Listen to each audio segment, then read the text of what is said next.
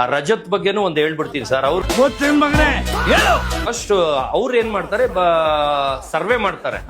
ಯಾರ್ದು ಇಂಟರ್ವ್ಯೂ ಮಾಡಿದ್ರೆ ಬೇಗ ನಂದು ಚಾನಲ್ ಬೆಳೆಯುತ್ತೆ, ಗ್ರೋತ್ ಆಗುತ್ತೆ.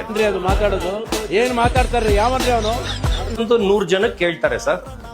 ಎಲ್ಲಾರು ಸತೀಶ್ ಕ್ಯಾಡ ಬಾಂಬ್ಸ್ ಮಾಡು, ಬೋಣಿ, ಲಕ್ಕಿ ಚಾರ್ಮ್ ಅವರು, ಅವ್ರದ್ದು ಫುಲ್ ಕ್ಲಿಕ್ ಆಗ್ಬಿಡುತ್ತೆ ನಿಮ್ ಚಾನಲ್ ಅಂತ ರಜತ್ ಅವ್ರಿಗೆ ಹೇಳ್ತಾರೆ. ಇಬ್ರು ನನಗೆ ಕಾಲ್ ಮಾಡ್ತಾರೆ ಸರ್. ಕಾಲ್ ಮಾಡ್ಬಿಟ್ಟು ಒಂದೇ ಮಾತು ಹೇಳ್ತಾರೆ, ನಾನು ಫಸ್ಟ್ ಬೋಣಿನೇ ಯೂಟ್ಯೂಬ್ ಚಾನಲ್ ನಿನ್ನಿಂದ ಸ್ಟಾರ್ಟ್ ಮಾಡ್ಬೇಕಂತ ಇದೀನಿ ಅಂತ ಹೇಳ್ತಾರೆ.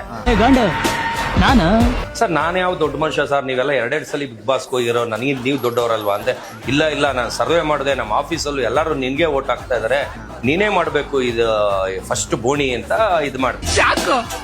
ವಿಷಯನೇ ಗೊತ್ತಿರ್ಲಿಲ್ಲ. ಆಮೇಲೆ ಕರೀತಾರೆ, ಆಫೀಸ್ಗೆ ಹೋಗ್ತೀನಿ. ಸರ್ ನಂದೇನ ಇವತ್ತು ಬೋಣಿ ಅಂತ ಕೇಳ್ತೀನಿ. ಅಲ್ಲಿ ಹೋಗೋವರೆಗೂ ಒಂದ್ ಮಾತಾಡಿರ್ತಾರೆ, ಅಂದ್ರೆ ನಿಂದೆ ಫಸ್ಟ್ ಅಂತ ಹೇಳಿರ್ತಾರೆ.